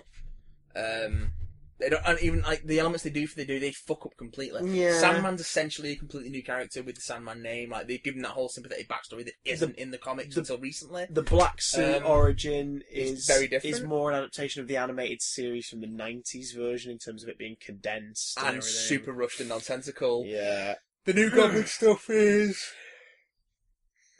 very far removed from what it is in the books. 2012's Amazing Spider-Man. No, because it's it chops and changes the origin around too much. Yeah.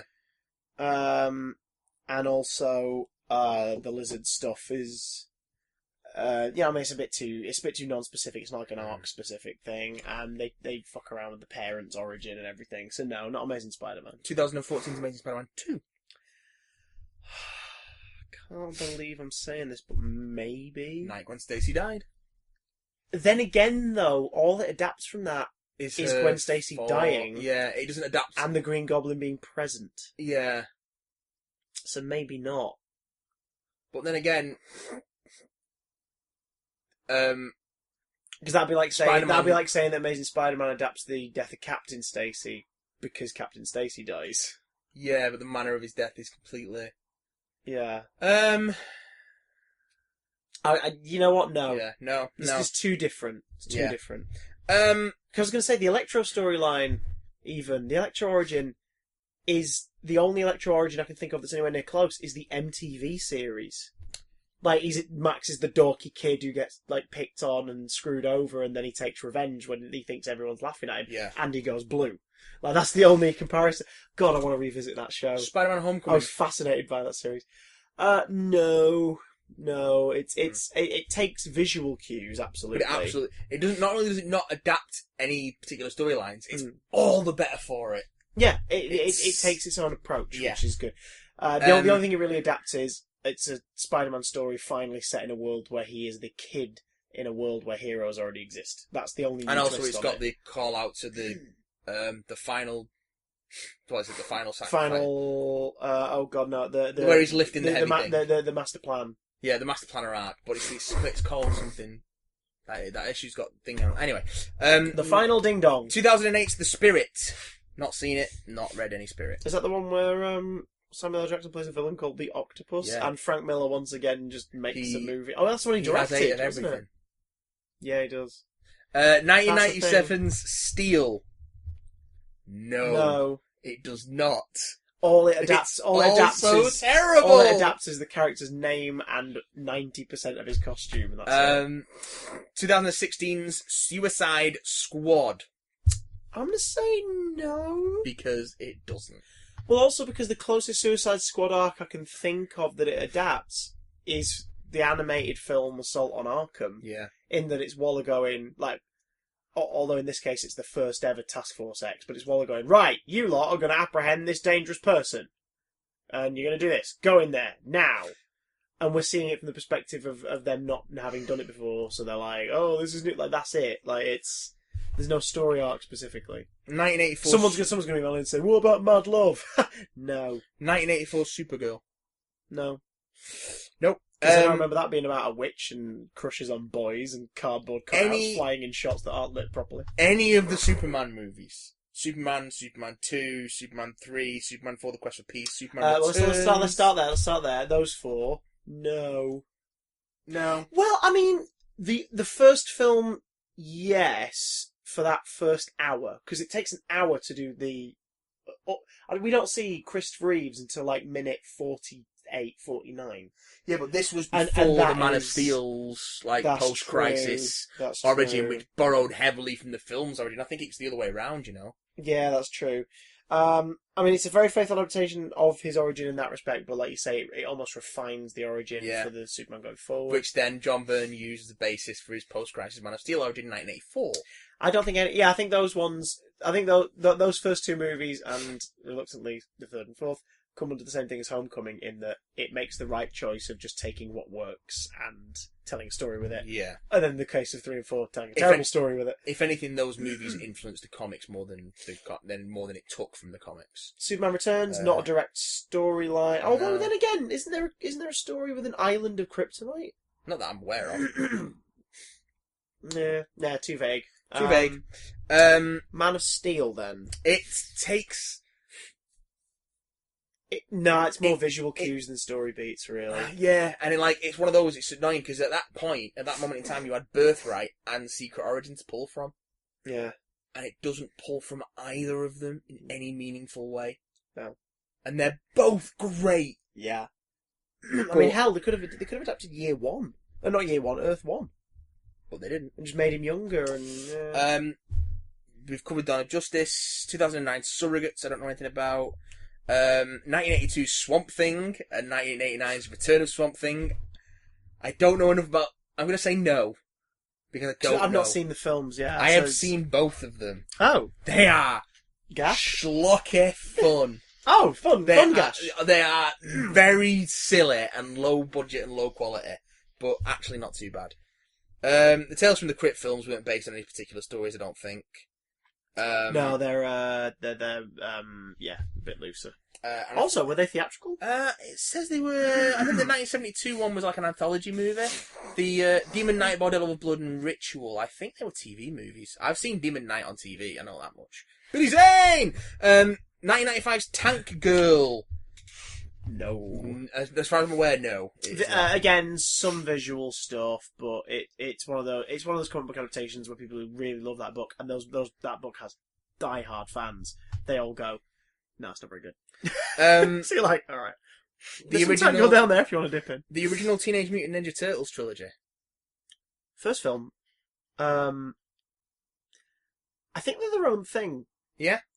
Yeah, I think the same is true of, like, all Turtle stuff. Like it draws from itself. Like, yeah. So the 1990 film is influenced in style and attitude by the 80s cartoon, but is also made for the people who read the comic in terms of its darker tone. But it doesn't particularly pull. It sort of uses both those things as its inspiration. Yeah. And then as the films go on, they start to stretch a bit more into the kid-friendly toy territory. Yeah. So yeah, no. And also it changes the origin. Yeah. In that origin, Splinter is a rat the whole time. And also that same thing goes for the newer movies. Yeah. Which I haven't seen either of those. 2016's Term Life, I don't know anything about that. 2011's Thor. I don't think it's so. Again, it's more inspiration than adaptation. Yeah, it takes chunks of visual from the JMS. The idea of Broxton, Ohio, and him landing there, but they don't really pull anything particular from that. Because they get rid of the Donald Blake stuff altogether, which in his early years is an important thing of that. And I think the same goes for Dark World. Like, they don't really pull anything from Thor mythology for that. Yeah, because the version of Malekith they have is almost entirely removed from. I saw some concept art the other day of what he was looking like earlier on in the thing, and it shows the concept artist uses, because they obviously knew Chris Eccleston was cast, him like maniacally grinning, and he's got more of that like a gold and dark blue stuff to his armor, and his face is split down the middle already, and he looks so cool. And it's like, it's a shame that they decided to make him boring elf man. Thor because Ragnarok. They wanted to make Game of Thrones the movie. I'm going to say yes for Thor Ragnarok. It pulls an idea of Planet Hulk. I know, but it also pulls enough of that idea, I think, because it becomes the plot of the film. In the same way that Batman v Superman isn't an adaptation of The Dark Knight Returns, but takes so much from it. Yeah. That it's like, if you read this book, you'll appreciate the craftsmanship and the nods. Yeah. And if you saw this film, you would look at that book on a shelf and go, oh fuck, I want to read that. It's actually the Hulk stuff that's a decent adaptation of Hulk stuff. Yeah. All the Thor stuff is almost entirely new. Yeah. The Hulk stuff. Again, it takes cues like Executioner is the henchman of a female villain, and like, there are versions of the Asgardian End of Days and stuff that have been like Asgard falling and the Asgardians surviving. Yeah. Like, even the JMS run is the idea that everyone died, but they didn't really. They were dormant. Yeah. And Thor brings them back. And the people... I think they even say that in the JMS run. I think that's where that line comes from, isn't it? Asgard is a people. Yeah, maybe. Even though it is also a place physically floating above Broxton, Broxton. But, like, the idea is that, like, it's not Asgard until its people are there. Yeah. Because he spends days on it, doesn't he, on his own, just like figuring out what to do. Like, I need to go and find everyone else. I need to go get some shit. Time Cop. Time Cop. I've not seen Time Cop. I've seen Time Cop. Oh, it's great. I didn't know it was a comic. It's not. It's kind of great. It was based on a comic. I have not read it, so I can't tell you. 2006's V for Vendetta. I have not watched that movie in donkey's years. I've never read it, so I wouldn't know. But based on it being an Alan Moore adaptation, it probably diverts quite a lot, I imagine. It's probably, behind Watchmen, the most faithful Alan Moore adaptation. So I think that has to go on then, on the basis that it sticks to the book so much. Yeah. It does change the structure around, and it changes some names and stuff, but... You have to do that for the pacing, yeah. It's basically there. V for Vendetta it is. There. It's certainly more there than some of the other stuff we've put on this yes list. Don't worry, Christopher, we're nearly there. I wasn't worrying, I was just fretting. It's going to be a short podcast, he said. We have too much to say, that's the problem. Yeah. 1999's Virus. I have not read Virus. I have seen Virus. It's not very good. There's a pattern here. Yes. 2008's Wanted. I have not seen it. I have not read it. I hear it's not a faithful adaptation. I've seen the film. It's a film. Watchmen. Definitely.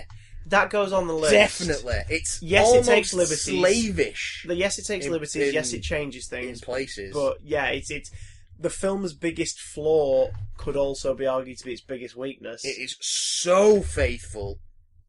Almost to a fault. I would say to a fault, because it should be, if it's ever adapted, it should be adapted as a 12-episode miniseries, which it looks like it's about to be. Oh, I don't know. I wouldn't be sure about that, because they're not adapting the comic. Again. No, they're saying it's not going to be a direct adaptation of Watchmen. Oh, for Christ's sake. So I don't know what it's going to be. Just adapt the bloody... Do 2 6-episode series and then leave it be. 1985's Weird Science. I did not know that was a comic book. Wait, is that the one with Downey Jr.? Yeah. And in that weird 80s subgenre of, wow, nerds are rapey. Yeah. They call themselves incels now. 2009's Whiteout. I don't know anything about that. No. 2017's Wilson. I don't know anything about that. Well done! 2009's X-Men Origins Wolverine. Oh, then chronological order in terms of the storytelling. Release order in terms of the Wolverine solo movies. Oh, no. No. Takes too many liberties. Does it? Yeah. But also with its own continuity. X2 gives a more shorthand, and it's all through flashback. Because I think it's got enough. X2 gives more of a Wolverine origin than Wolverine Origins does, because X-Men Origins Wolverine changes Wolverine's origin from what X2 set up, which was definitely tonally closer to his actual origin. 2013's The Wolverine. I don't think it adapts enough of that Claremont and Miller series outside of Wolverine it is in Japan. Again, it's tonally, rather than... there's no specific story, and the Silver Samurai stuff's bastardized, and... Yeah. A good film. I enjoy The Wolverine. Logan is great.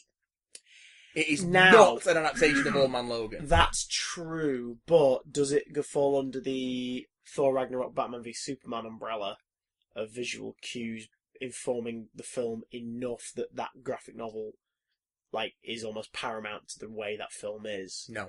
Nah, you're right. The title Old Man Logan is kind of the be all and end all of that graphic novel having an influence on the film. Yeah, that's it. 2017's Wonder Woman. Nope. Great movie. Yeah. Does not adapt to any particular Wonder Woman art because of the fact that Wonder Woman was not a thing during the First World War. And also DC has screwed around with reboots that many times that there is no sort of definitive version of the origin that you could parallel it with, aside from the basic plot points. Okay, we're on the home stretch, Chris. We're on X's. Oh, God. You know what that means? God, I wish. X-Men. I don't know. New women.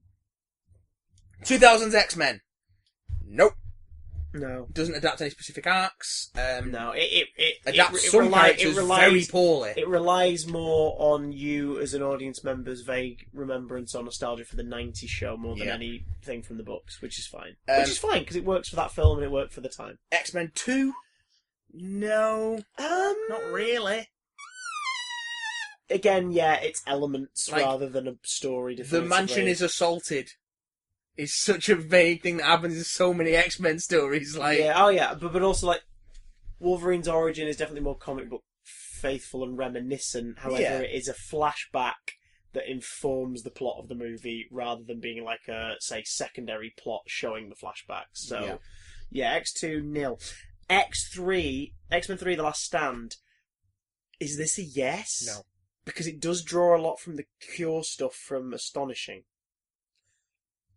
Not really. Although this time it's withdrawn, but I mean the whole point of it is the government have found what they believe to be a cure for the mutant gene, and I don't think in the film it gets far enough. It's all about them going, we know it exists, so let's snuff it out. I think it also predates Astonishing. 2006, about the same time, I think. No, Joss Whedon's Astonishing.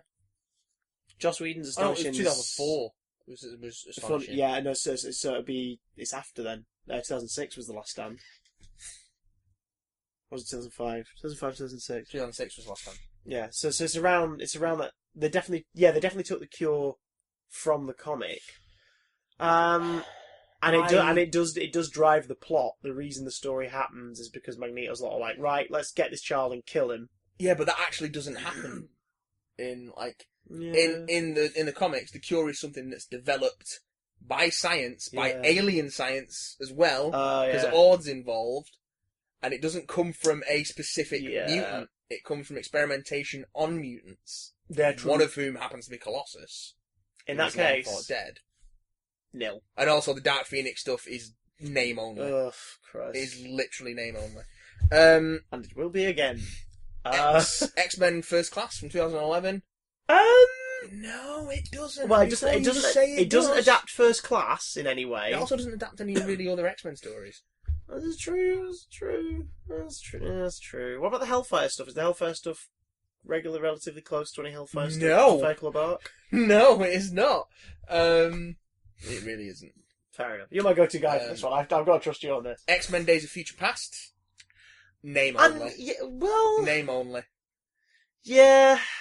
I think people always forget as well that it's just 2 bloody issues. It's not even like a big story arc. It's not a big story arc. It's just one. Which, if anything, would make it easier to adapt. It's like a flashback episode of a TV series where everyone's like, "Oh my god, I loved that one because we got to find out what happened to Thing." It's like that. It's more like that. But it takes the very base concept of an X-Man is sent back in time to stop something from happening, but they're not entirely sure what. Yeah, and that's it. But it's so vague. Which X-Men does a lot. And I feel Deadpool 2 is probably going to do better. It doesn't have any of those specific beats in it. And doesn't have Zazie beats. No, like it also Deadpool doesn't have 2, Zazie beats. as we've determined. And finally, last one on this list. Oh, Christ. 2016's X-Men Apocalypse. No. Because it's more an adaptation of any Apocalypse story that just simply involves him getting It's horsemen. not even really an adaptation of any Apocalypse story. Having read some of them, it's not... Apocalypse isn't really like that in any stories. Apocalypse is so OP and interesting in the comics, and yet Thanos has just fucking done it better in Infinity War. Yeah. Infinity War is a better DC movie than a DC movie in terms of going for a bleaker tone.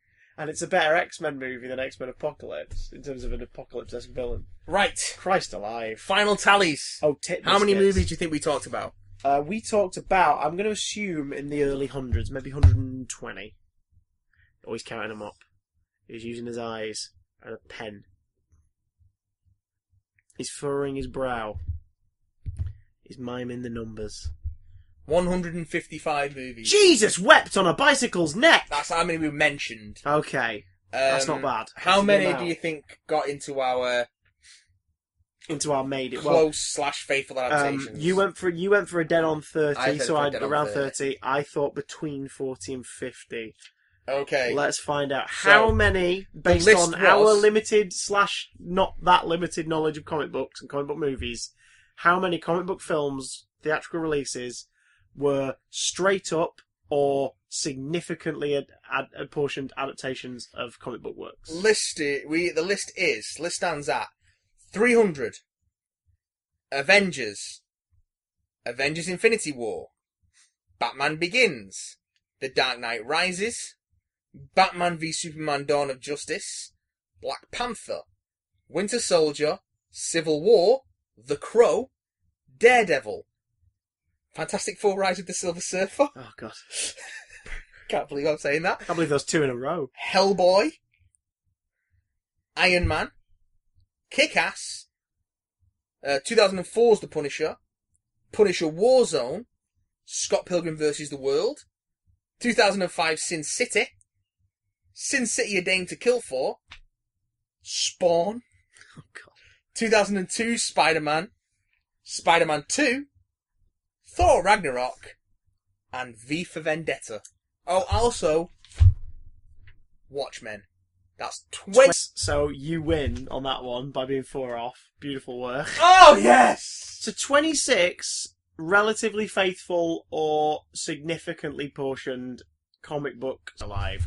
Oh. If you think we missed any, if you agree or disagree, If you're a big fan of... Oh, what happened there? Oh, that was a weird glitch, wasn't That was it? weird, yeah. Sorry. So where were we? Whilst recording, we just noticed nonsense. 26 movies. 26 movies. If you at home, or wherever the hell it is you're listening to this shite, think we missed one, or you think you could plead the case for one that we disallowed, or you think one we picked was bullshit, let us know. We'll have a look at that in next week's emails. And speaking of which, let's have a quick gander at an email before we go away this week. So this one is some more Doctor Who questions for us. Two lifelong Doctor Who fans to reluctantly answer. And reluctantly answer them we shall. Yes, this one comes in from Tom Monty. It says, Dear Chris and Matt. Dear Chris and Matt. Have some more reluctance. Oh, with meat paste. To what extent... It's not a topping. No, it's a filling. To what extent do you think the Doctor remembers his previous incarnations? How often do you think he dwells on his past lives? I don't think she dwells at all. I think she certainly remembers previous... I say she, like, we've started Jodie's adventures yet. Yeah. But, you know what I mean? Like, we might as well get used to it. Yeah, I think she definitely remembers the past incarnations and stuff, but I don't think it's ever a case of, like, oh, when I was this... I think Moffat introduced the idea that maybe that was a thing. I think she absolutely remembers her past incarnations. Oh yeah, but I don't think she sits down like and reminisces per se. No. Moffat introduced the idea of the whole like but only the old favourites say and all that stuff. Yeah. And the idea of him being so like hung up on his face in his 12th incarnation. Yeah. But I think they definitely have memory of it. I don't think they're different people in terms of like a brain reset. No, I don't think they particularly. I think different elements of their personality come to the fore. Yeah. But at their root, it is the same person, and I don't think they dwell on it particularly because it's got to be natural for a Time Lord, really. Of course, there's that initial fear of going into a new regeneration. I know it's not everyone's cup of tea, but I do like that note in the end of time of him being like, even if it feels like dying because I go away. Yeah. Like I do like the idea that the incarnations do feel like their own person a bit. Yeah. But it depends on how they handle it. Like I like that note because it makes me respect the older ones more. Yeah. Because they accept it. Like based on that knowledge, Patrick Troughton's Doctor's the only one who's sort of like, no, like I don't want to do this. But that's because he's been forced into it. That's because he's been forced into it, not because he's like, no, it's not my time. Like it means that the rest of the Doctors after that point, like it's such a noble. You're making me dizzy. It's such a noble and sweet goodbye then for all of them because they know that.